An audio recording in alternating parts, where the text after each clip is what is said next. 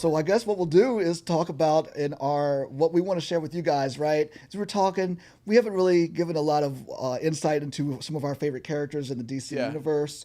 We've talked a lot about some of the upcoming movies and things like that. So what Yeah. we thought we'd share is maybe our top 10, as I said in the beginning, our top 10 sidekicks. Yep. So do you want to break into the Robins? Because we're going to break it into two Yeah, different divisions. we'll do Robins and then Sidekicks, I think, and break it down and dive into, I guess, more of the comics as well as like, animated movies. But I think this will focus more on the comic side of our CCC, which is great. Obviously, Robins, I guess, it would easily, the dynamic duo, he really started the sidekick thing for everybody. Yes, he And did. what an important character he is, what he's become, how many different versions there have been, and really on his own, a predominant figure within DC. I think he would be right there. Not with Batman and Superman per se, but very, very tiered down. Yeah. He is right there as one of the most prominent characters in all of comic books. I'd say he's above even like Green Lantern and Oh Flash. yeah, I really do think absolutely that. agree. As much as I love those characters, I think you'll Nightwing find is more there. people that might not know who Green Lantern is, but they know who Robin is. You Right. know. So we're gonna break down. I think we'll have fun with this as far as who we think is the best, as well as, and then we'll rank our favorites. There's four.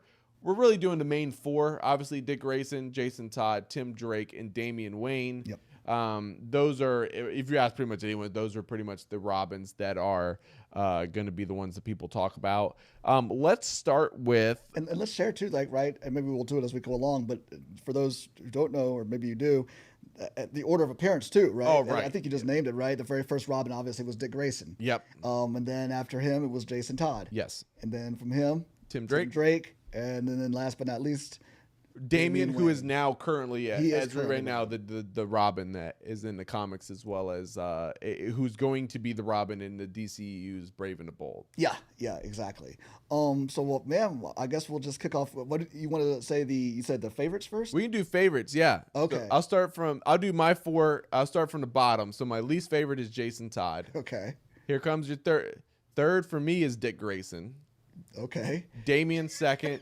Tim's first. And that's your favorites? He's my favorite, yeah. Wow, okay. Reason being, I like Jason. I like him better as Red Hood than I do as Robin. He's also kind of an a-hole when he's Robin. He's more, as you know, he has a very troubled childhood prior to becoming Robin. I mean, Batman finds him trying to steal the wheels of the Batmobile in the comics when he finds him. I don't know, to a lot of comic book readers also wasn't their favorite. Obviously, they voted to kill him off. Dick Grayson's my third. I think that's probably the most shocking for a lot of people. I think Shocking for me. yeah, he's great. I've known him more as Nightwing. Mm-hmm. And by that I mean just the stuff I've seen him in.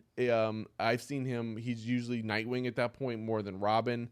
I do think he's the most important Robin by a mile. Right. And the most important, like if someone said, "Oh, we're redoing comics, we can only have one Robin, and there will never be another one," it should be Dick Grayson. He's the original. He's he got his own very unique story with Bruce Wayne. Damian's very much grown on me. I know he's not everyone's favorite. I don't think he's your favorite. I'm gonna guess he's probably 4 or 3 on yours. But I love his snarkiness and because he's Bruce's son. I think it adds a dynamic to it that the other Robins just don't have. Right. And you'll know this, but for those who are watching Justice League Dark Apocalypse War, that movie by itself jumped Damian into number 2 for me. He grew so much as a character, and to see like his level of badassery that he can do. Obviously, he has that darkness in him, but also very similar to what we talked about with Nebula, his growing fondness and love for the other Bat family members, like especially with his relationship with Dick Grayson in particular.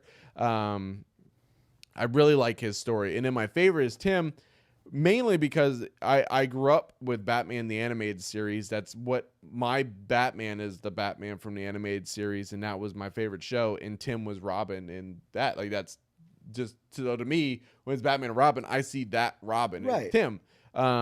He also, to me, and what I like about him and what makes him my favorite, is he's the only one who really understands what the importance of Robin is to Batman, and that Batman needs a Robin. And I think he's the only one that really enjoys being Robin, especially during the time that he is Robin. You know, Dick kind of grows on to enjoy being Nightwing, but he really struggles at times as Robin. Obviously, Jason, we don't even need to go into him. And then Damian is, again, kind of an a-hole and hates everybody. So I think for that reason, he's my favorite. But let's all right, let's go with yours. Well, you were spot on, my friend. Starting with my least favorite Robin is Damian Wayne. Okay, he just is. You're right. A lot of people love that character, and I see why you said Justice League Dark. He was a very important character, and I saw the growth that he had and all of that stuff within it. I just can't.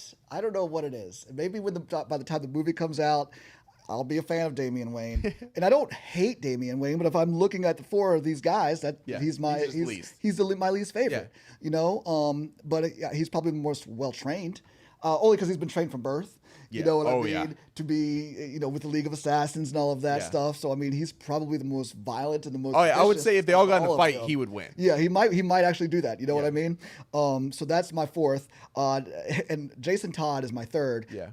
Jason, you talked about this earlier, how he was. For those of you who don't know, there was a time back in the 80s where Jason Todd was, you know, Dick Grayson had quit being Robin, so Jason Todd became, as you said, they found him. He was still on the rails off the Batmobile.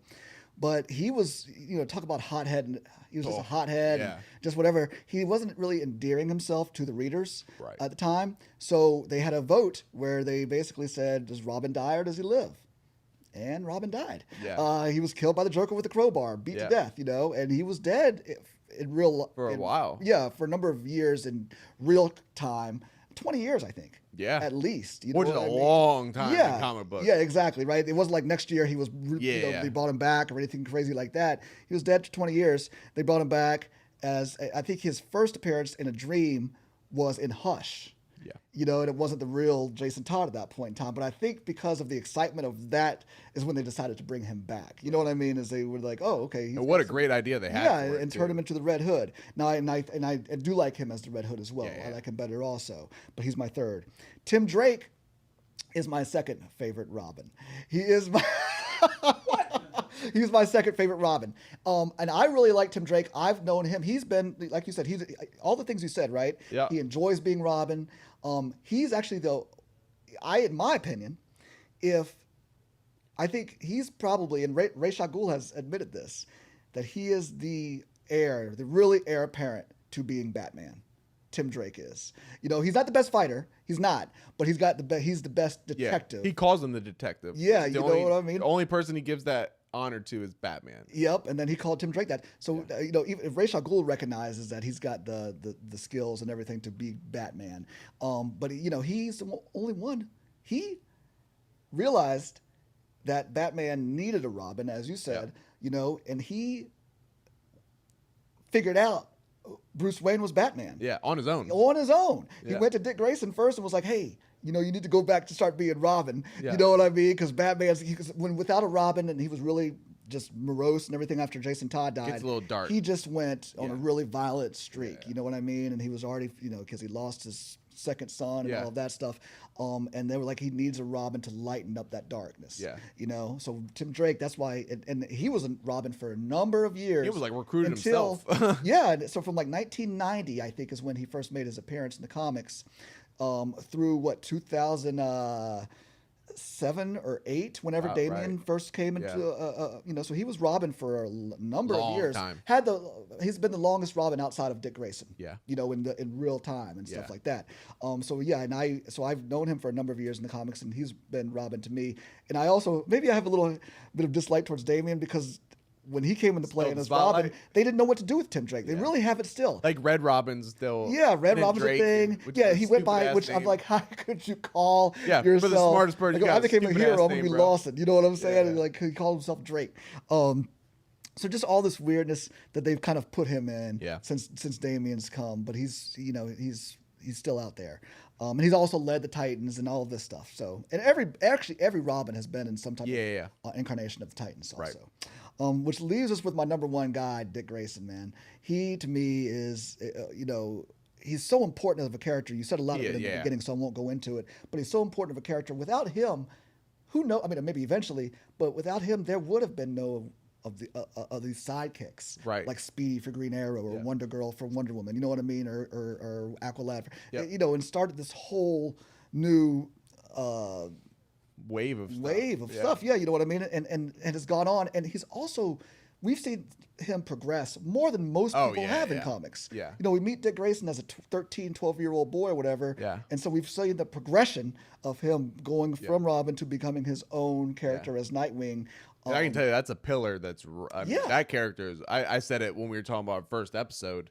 He is there with Batman and Superman. He really at is. this point. And they're shaping him to be that in the comics as well. Yeah, I think recently in the comics, I mean, the Titans have now kind of become the #1 superhero team outside of or above the Justice League. Oh, yeah, I think. they're pushing them more than Justice League. Yeah, so you know the premier superhero team.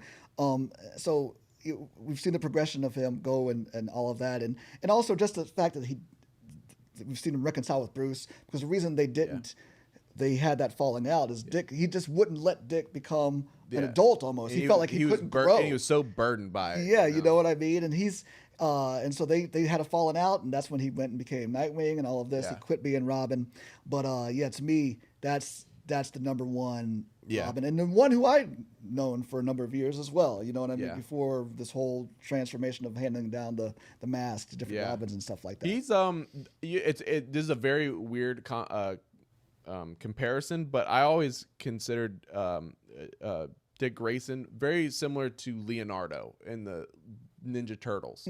He's got such a mentorship that he does towards the other Robins, you know, just like Leo kind of does. That's my favorite thing about him is how he helps, because he knows how Batman is, and he, like, how many times have we seen in comics or animated films where Robin's pissed off or something, and Dick's like, I've been there. Like, this is how it's gonna be, and this is what you're under. This is the life you chose, and like there's a lightness at this point, and he will kind of show some of the lightness where obviously Bruce just doesn't have that in him. So I agree with that. Yeah. So that's our, I guess that's our favorites. Did you want to just quick rundown of who we think's the best? Yeah. Tim's probably the best for all around for the same reasons you said. He's the smartest. He is very much that detective side. I think heir apparent to Batman would be, I guess, the most intriguing question, because I think it's two people, and it is my top two actually. I think it's either Damian or it's Tim. The problem with Damian is he has that he will kill you, and I just don't. It depends on what kind of Batman you want, I guess. Right. Because he is also very intelligent. Because obviously he's got his dad's blood in him, and he's got that training. Like if they get in a fist fight, like Damian would whoop Tim's butt. You know. True, so if you talk about the fighting aspect, it'd be Damian. But I think Tim, and I think even Batman has said in the comics that it's Tim. Yeah, you know? he is the heir apparent to the cow, Yeah. so to speak. It is Tim, and then that's probably the best Robin. Who and the fact that he doesn't. He'll be the best Batman, but he, like, I think you just mentioned this, but he enjoys being. He loves it so much. Yeah, you know what I mean. It's fun for him. Yeah, it is. So that's my favorite. Yep, and he's our favorite sidekick of all time. So there you go. We'll just start there. Yeah. Who are some of your other, like, as far as, so obviously again he started this wave of sidekicks for pretty much everybody now. So it's almost hard to even find a superhero that's solo, right? Because of Robin. But besides him, who are some of your favorites? I guess we should dive into that one. Sure, man. I'm gonna start with not that these are in particular order, but they are kind of for me. I'm gonna go with Connor Hawke. Okay. All right. For those of you who don't know who Connor Hawke is, he is Green Arrow's son. So he has actually had the mantle of Green Arrow for a while. Back in the 90s, I believe it was, Green Arrow was dead for a number of years in the comics. At least I think he remained dead in real time for maybe, I'm probably off about this 6 to 8 years, I think. That might be wrong. But he was dead for almost a decade, I think. And during that time, Connor Hawke stepped in and was Green Arrow. So, he was the Green Arrow in the DC universe, part of the Justice League and everything. So that is, for me, if someone steps up and assumes the mantle of the hero that they've kind of which is a big task. Sidekicks. Yeah. It is, and they're able to carry it. I mean, he had his own run of comics too, and like I said, he was a pretty important part of the Justice League. This is also the time where Hal Jordan was gone, so Kyle Rayner was the Green Lantern. Yeah. So there's always been that relationship between the Arrow and Lantern anyway, and they had that same type of relationship and banter with Connor Hawke and Kyle Rayner. Yeah. So that was cool. You still got your Green Lantern and Arrow fixed, and for a lot of people during that run, that is their Green Arrow, and that is their Green Lantern. Yeah. You know what I mean? Those two right there. Yeah. So I liked how they replicated the relationship between Hal and Oliver with those two. But yeah, Connor Hawke is my runner-up. Got him as Mine, I'm sticking to Batman. It's actually Batgirl. Oh, okay. Yeah. Babs. I think she's great. I think, especially she's had such a long run, whether it's been, being that she's the daughter of Commissioner Gordon, the Oracle aspect to it. We've seen, especially the Killing Joke. Obviously that was a dark story, but really shined on her relationship with the different Robins, and again, obviously because it's the Bat universe, she's so predominant, but to see all the different groups that she's been a part of and just what she brings to the Bat family, she's been around for a long time. She has been. What I mean? I just think she's great. I have two questions for you, my friend. Yes. So do you prefer Batgirl or do you prefer Oracle? Batgirl. Okay. I think, yeah. Yeah. Just because, there's just more she can, do physically. Yeah.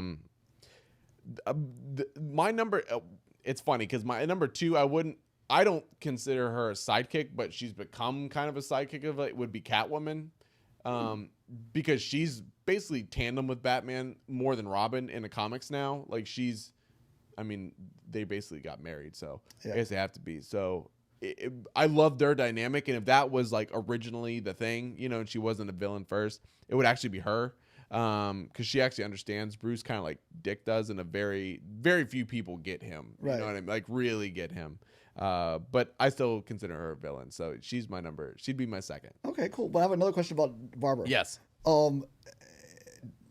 It's always two different pairings. It's always been Dick Grayson and Barbara Gordon. They've had a relationship. Yep. Or it's been Dick Grayson and Starfire. So who do you prefer in that ship? See, I think it's about I like with Barbara.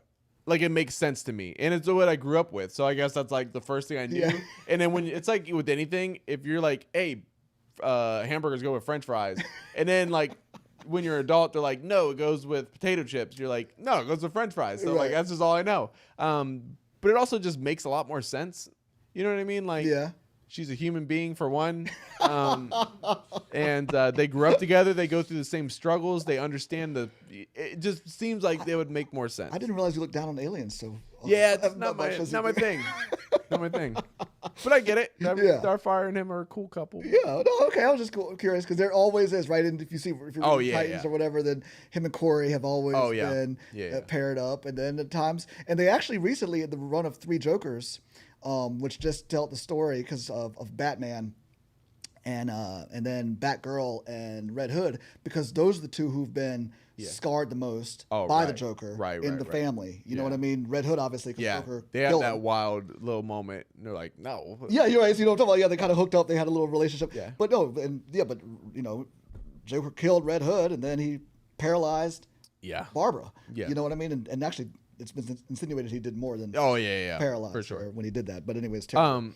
But actually, if you're reading the current Nightwing run by Tom Taylor, he's treating Barbara kind of like MJ for Spider-Man, where she's there for him, and then they kind of have it's been obviously referred they were a thing, but they're not a thing at the moment, but they kind of hook up and have moments. It's kind of like MJ is kind of with Peter, so it's very much that state as of right now. Okay, yeah, interesting.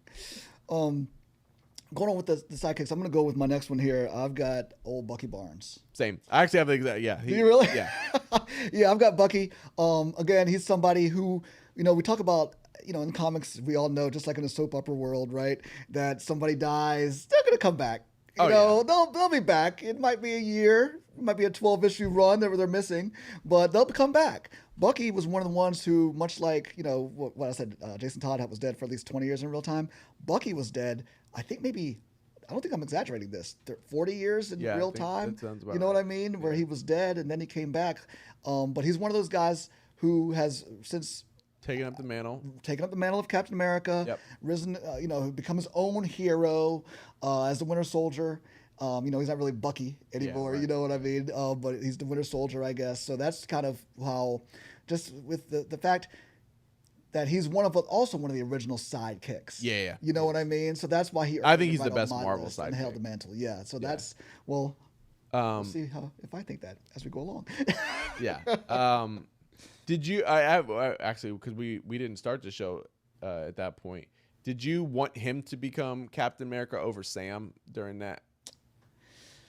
So, I know that they've held the mantle. Yeah, they've of both Captain done it. America. Yeah. I think it's when we lose, when Sam becomes Captain America, you lose an actual hero. Yes. Because he was Falcon. Yeah. And he's his own hero. He's he's done his own thing, and he's had his own titles and stuff like that. So that's why I think, in my opinion, I would have preferred to see not because he's better than Sam or anything like that, but Winter Soldier's not really a thing. I mean, he's a right. thing. Yeah. Then he could take the mantle of Captain America, and then Falcon can still be his own hero and stuff like that. And that's not saying, again, just want to be clear, it's not like he's better or I like him better. No, we'll see as we go along, actually. But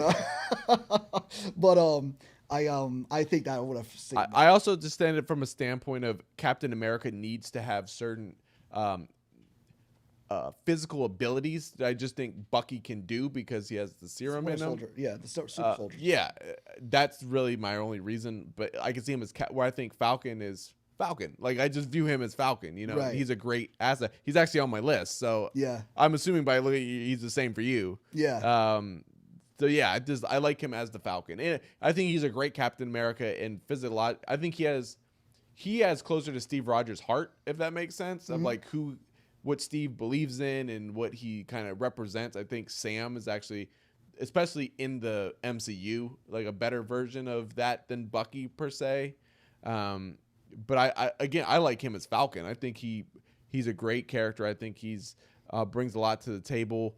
And to watch him kind of grow into what he is now, even within the MCU, has been great. So he's another one that's on my list. Yeah, he is on mine. He's actually, I'm glad we talked about. He was right after Bucky, right before Bucky, or right above Bucky. Yeah. So yeah, Sam, he did start off as Captain America's sidekick. He really was, you know what I mean? And so I think he is, I like him better as Falcon, though. Yeah. I really do. I think he deserves his own title to continue on. And Falcon's cool. He is. He really is. So we talked about that then. So next for me then is Tempest. Garth. Okay. He was the former Aqualad. And I like him, I think, because he gets no love. He really doesn't. A lot of people don't even, actually, he's been overshadowed with the new Aqualad. Yeah. And a lot of that has to do with Young Justice, which has been a pretty awesome run of animated show. I think Garth's been on there once or twice. He's not in that scenario or world. He's not even Aqualad. He had a chance to be, but Cal Durham or whatever, took the mantle. Garth decided he didn't want to. But I like him because he was part of the original Titans. You guys all know, I've said it a lot, I'm a huge Titans fan, right? And that original Titans run was Speedy, Green Arrow's sidekick, obviously, Wonder Girl, Wonder Woman's sidekick, Aqualad, Aquaman's sidekick, and Robin, Batman, and then Kid Flash. So it was those five were the original Titans. So that's who I was reading and stuff like that. And so anytime he would make an appearance back or he'd join the Titans, I really enjoyed it. And I know that's probably he's not on anybody's list probably when it comes to top 10 sidekicks. That's good to have something different. Yeah, but he is on mine. I really do I like Garth. Well, I'll spin off of yours because he's not on mine, but Kid Flash is. He's and again, I talk a character that for a lot of people might be considered their Flash. Yeah. And I'd say outside now looking, I realized I skipped over him. He would be maybe my next. He's right there with Batgirl on maybe who would be my next after Robin for best DC sidekicks. He was my Flash for a long time because I watched the Justice League animated series, and for a long time that was Wally. But going back to your point, he originated with the Titans, in just his longevity, and then in the Rebirth line of comics, I love what they did with him in his relationship to bring Barry out of the Speed Force. And just he's a very heroic person. He he's one of those people. He will lay his life on the line to save people and to save the world, whatever it might be.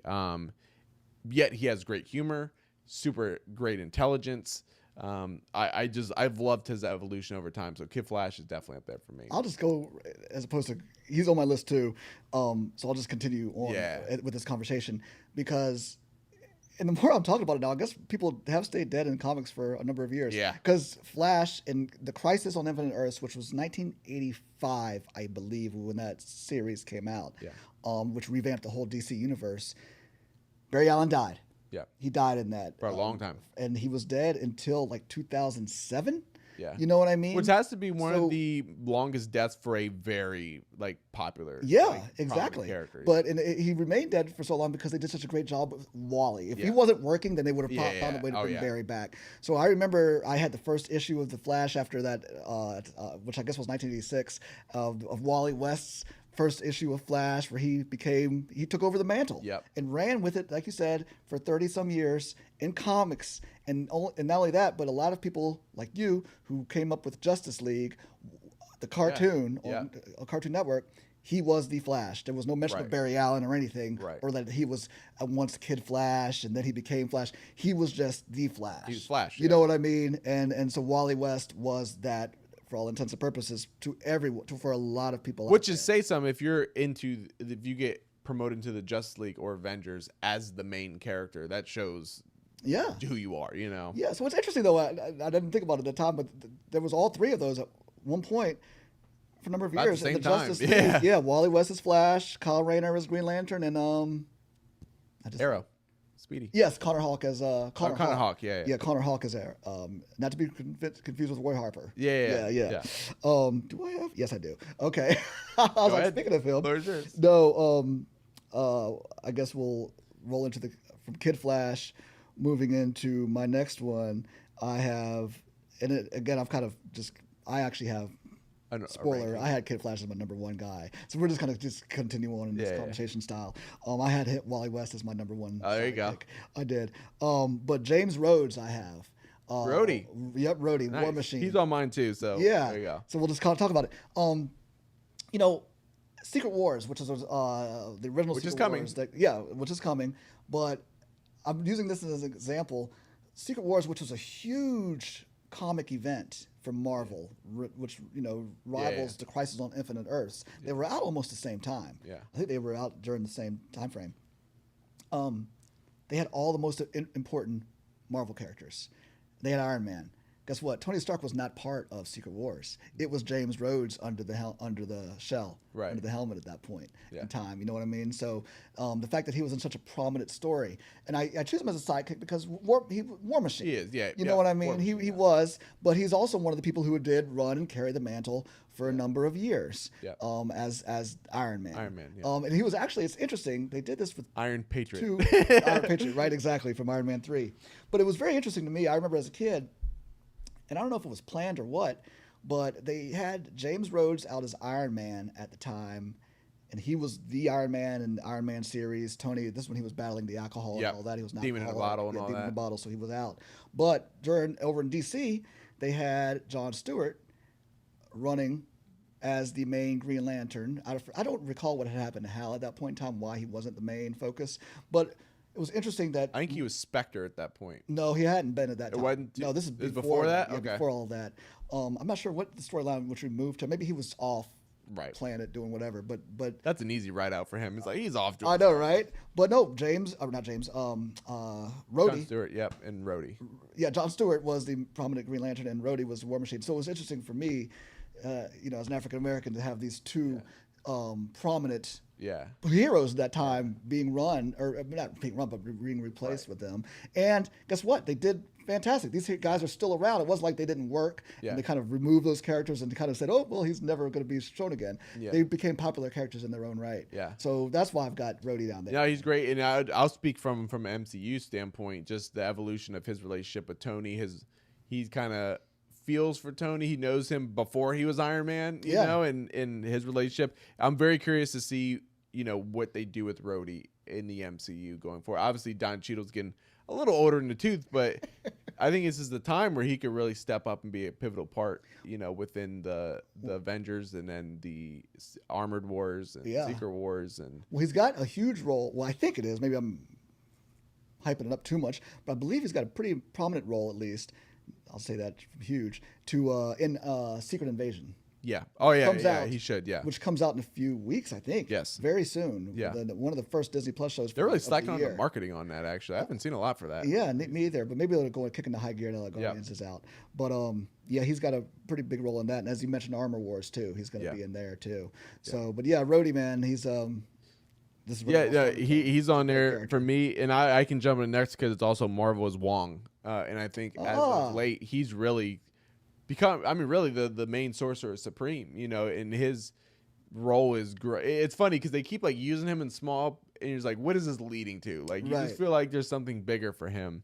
But I like his dynamic with Doctor Strange. Obviously, he's got all of his powers, and Wong is just a really cool sidekick. Yeah, well, in the past few years, Wong has become what Nick Fury was at one point. Yeah, he really is. He's in movies. Everything. You know what I mean? Every movie or show he's popping up in. He's in everything. Playing a pretty, if not prominent role, he's got a pretty important role in some of them. So, yeah, definitely, man. And he's definitely, I think his character has been more developed in the past few years based on the movies, because the movies started to use him. And I think, and maybe I'm wrong about this, maybe he's always been a well-developed character in the comics. I know. I think he's been brought up more because of it. Yeah, because of that. So that's cool, man. I like that choice. That was interesting. I didn't have him on my list, but that's a great choice. My next one is Roy Harper. We talked about that, right? Speedy. He's been, I do like him.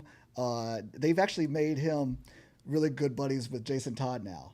You know really? what I mean? Okay. Yeah, the comics. Him and he's now goes by. He's had different names. He was Speedy, and then he was Archer, right? Red Arrow, and then he was Arsenal. Arsenal, that's the one. Yeah. So I don't know if I've got that right. I know it was Speedy first. No, I'm it's not Arsenal. Sure it was Arsenal. I don't know if it was Arsenal first or if it was. I think it's Arsenal now. Red Arrow first. Yeah, it's Arsenal now. Yeah. So he's got a, and I like his character. He's actually one of the characters too, where it was a pretty crazy storyline.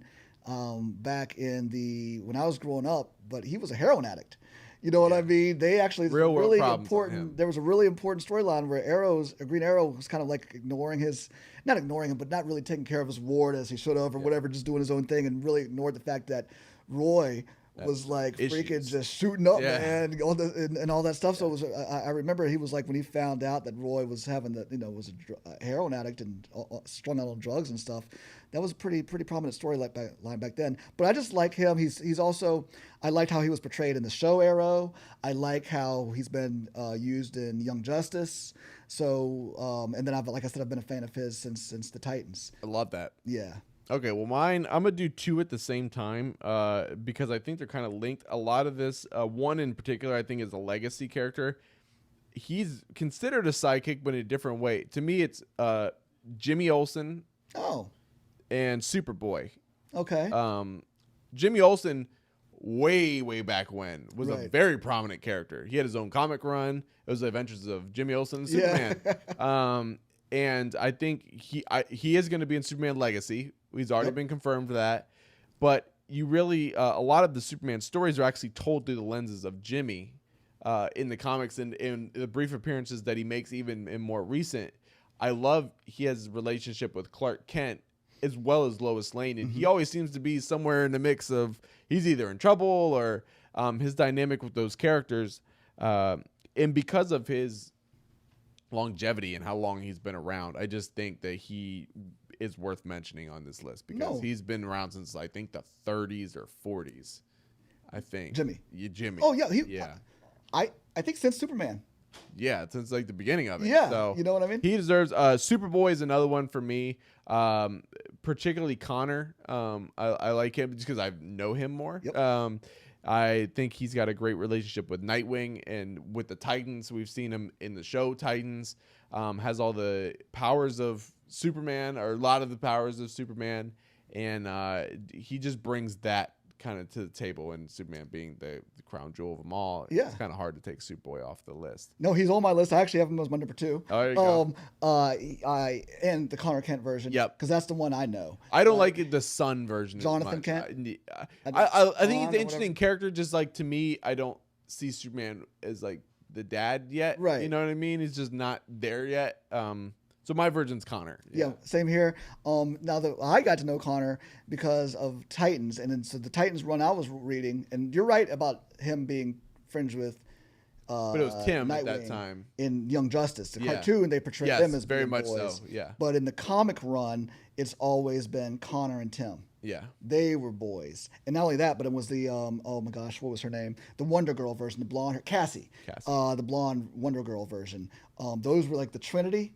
You know what I mean? Of the Titans. You know, Trinity, as we've said before, is Batman, Wonder Woman, and Superman. So they were the younger Trinity. Yeah. Those three right there. And they just had a great, I liked the camaraderie, and I just loved their Titans run. So that's why Connor, to me, you know what I mean? And I like the way they are showing him in Titans, the show. The show Titans actually also has been really good. They've done a good job. He shaved his head. Him. Yeah, he did. He's going Luthor route. A little different, though. It's a refreshing take. Yeah, which I like. For sure. And then the last one, this is my last one for my list that I think is on there is Donna Troy, Wonder Girl. I have her. Yeah. She was my number 4. Yeah, she's great. Yeah. I'm she glad gets they figured out her undershadowed character. a lot. She was, because she was great in the Perez run of Titans. That in the Titans run where I really got to know. I knew her from the original Titans run, but the New Teen Titans in the 80s, man, which rivaled the X-Men. They were actually, the New Teen Titans was the #1 DC comic, and then the X-Men comic was #1 Marvel at that time. Yeah. They actually was a huge crossover that they did with Teen Titans and X-Men. Oh, that's cool. It's a pretty cool series if you haven't checked it out. It was like a mini series of 4 issues. But she's been great. I didn't like her, like, she was Wonder Girl. I like her more as Wonder Girl. And then they changed her a little bit to a Troya. There was a number where, and then they kind of skewed her character. But lately, it's gotten back to where she is now the daughter Troy I know and love. But yeah, she's been fantastic. She was also dead for a number of years, I think, and not as long as everybody else, but they've come back, and now they're utilizing her a lot more. She also has been Wonder Woman at one point, at least a year or two run in the comics there, where she was Wonder Woman, and where Diana had gone off and done something else. So yeah, Donna Troy. Love Connor Leslie's performance there too. I thought she did great. She looked the part too, big time. I was like, she could be Wonder Woman easily. I know that was one of the disappointing things about this last season of Titans. I don't know if she shows up in the last two episodes or not, but she didn't. She wasn't. They didn't show her in this season, which I thought was a letdown because I thought she did a great job as Donna. She's a very nice person too. Yeah, that's what you got to meet her. She's really hard to look at. Yeah. Yeah, but so that's kind of our list. Those are the sidekicks I would say to check out. For sure, definitely, man. And each of them also have some great runs in the comics, with teams and also solo runs. Yeah. So if you haven't checked them out, do. And I guess that brings us to I think we covered a lot. Yeah, we definitely covered a lot. I did want to say thank you to our sponsor, Nomadic State of Mind. Please, guys, we're getting close to the summertime. Check them out. They've got some fantastic shoes, sandals, beachwear, bags, whatever it is that you're looking for the beach, they have it. Yep. So definitely check those guys out. And also, big thank you as well to you guys, right? You've been supporting us, been watching the show, commenting on the show, sharing the show. So we definitely appreciate it. Please continue to share, subscribe. Let us know your favorite sidekicks. Yeah, let us know your favorite sidekicks also. See if we missed anybody out, and then we can talk about them next time. Sounds like a plan. All right. Well, guys, Jake, been fun, my friend. As always. Yep. See you next time, guys. Later.